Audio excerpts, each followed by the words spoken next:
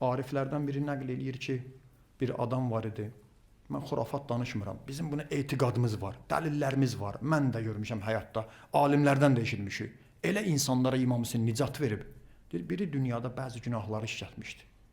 Bəzi səhvləri vardı. Yəni, hər kəsin bir problemi var da.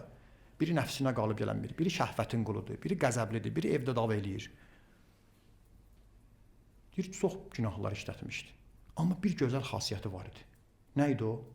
Haçan yoldan keçəndə deyir, İmam Hüseyn əleyhissalam bayrağını görsəydi, o bayrağın hörmətinə düz dayanırdı, əlin qoydu sinəsinə, deyir ki, Əssalamu ələykə ya Əba Abdillahil Hüseyn.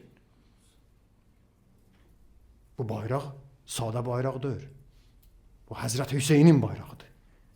Hasan bayrağı görsəydi, dururdu İmam Hüseynə bir salam verirdi. Dünyasını dəyişdi. Dünyasını dəyişəndən sonra onu yuxuda gördülər. Gördür, yox, bu baxmırıq ki, biz onu bəzi günahları eləyən bilirdik, bəzi səhvlər buraxırdı həyatda. Deyir, nə oldu?